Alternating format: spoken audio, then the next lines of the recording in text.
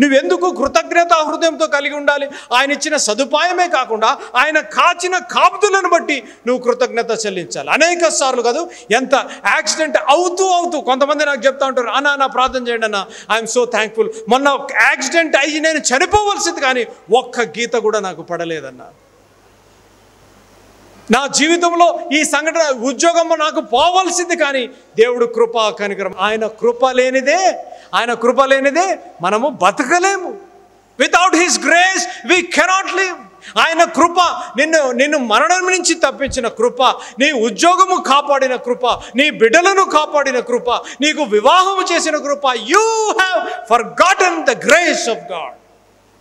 ఆయన నిన్ను కాచిన కాపుదలని మర్చిపోయావేమో. He knows your sitting, he knows your standing, he knows your mind. ఇంకోటి చూపిస్తాను చూడండి, 69వ కీర్తన 5వ వచనం. దేవా నా బుద్ధిహీనత నీకు తెలిసే, దేవా నా బుద్ధిహీనతను నీకు తెలిసే ఉన్నది. చూసారా, కొంతమంది అనుకుంటారు అబ్బా నేను కదా ఇంటెలిజెంట్ అని అనుకుంటారు. ఏంటమ్మా అక్కడ ఏమనుంది దేవుని వాక్యంలో? బుద్ధిహీన. అక్కడ మన పేరు పెట్టుకోవాలా? జాన్ స్పర్జన్ బుద్ధిహీనత తెలుసు. ఎవరికి తెలుసు? అది జాన్ స్పర్జన్ బుద్ధిహీనత తెలుసు. God knows the worst of John Spurgeon. God knows the worst of you. నీ బుద్ధిహీనత ఎరిగిన దేవుడు, నువ్వు కూర్చున్నట లెగిసిన ఎరిగిన దేవుడు, నిన్ను కాపాడిన దేవుడు. అలనాడు ఇశ్రాయేలు ప్రజలు అరణ్యములో సంచరించుచుండగా, ఆ విల్డర్నెస్లో ప్రయాణం చేస్తుండగా వారి మార్గం ఎరిగిన దేవుడు. God is watching your path.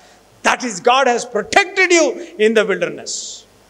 అటువంటి అరణ్యము అటువంటి విల్డర్నెస్ గుండా నువ్వు వెళ్తుండగా నిన్ను కాచి కాపాడిన దేవుడు, నిన్ను అపాయం నుంచి కాచి కాపాడిన దేవుడు, నిన్ను మరణం నుంచి కాచి కాపాడిన దేవుడు. నీ హృదయ వాంఛను ఆయన కృపా కనికరము ద్వారా నీ హృదయ వాంఛను తీర్చిన దేవుడు. కాబట్టి నువ్వు కృతజ్ఞతా హృదయం కలిగి ఉండాలి. You have to thank the Lord not only for the provision, you have to thank the Lord for the protection. ఆయన చేసిన ఉపకారం చూడండి. రెప్యుటేషన్. అనేక సార్లు మనం ఏమనుకుంటామంటే the reputation is what others think. జాగ్రత్త ఉండాలి. Reputation is what others think. మనం దేవుడు ఇన్ని గొప్ప కార్యాలు చేసిన తర్వాత కూడా వి ఫర్గెట్. దేవుడు చేసిన ఉపకారములు మనము అన్ని జ్ఞాపకం చేసుకోకుండా మర్చిపోతూ ఉంటాం. We run after reputation. India వచ్చిన 3 సంవత్సరాల్లో I have realize people, the Christendom people are running after reputation. జాగ్రత్త వినాలి. Reputation is what you are. Reputation is what you are. Character is what your wife and God thinks. Character is what your wife and నా గురించి తెలియాలనుకోండి. బయట suit వేసుకొని బాగానే ఉంటారు, మాతో పాటు తమ్ముళ్ళు ఏ సంచరులు ఉన్నారు. నా క్యారెక్టర్ గురించి తెలియాలంటే ఎవరిని అడగాల?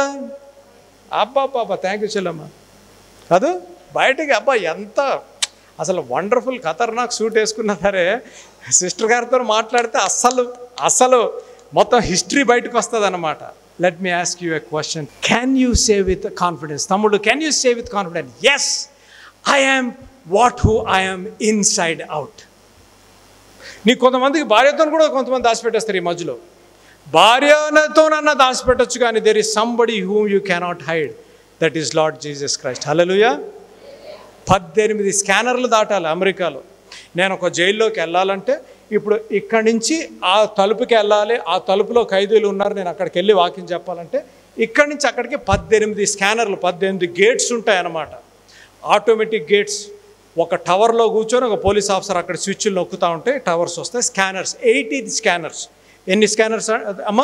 18 స్కానర్స్ దాటి వెళ్ళి ఒక్కొక్క స్కానర్ నేను ఏదన్నా తీసుకెళ్తున్నానేమో, వాళ్ళకి ఇస్తానికి డ్రగ్సో పిస్టలో నైఫో ఎనీథింగ్, 18 స్కానర్స్ దాటి అప్పుడు clean. Pastor John Spurgeon is clean from head to toe అంటే అప్పుడు నన్ను లోపలికి వెళ్ళి వాళ్ళతో మాట్లాడిస్తాడు.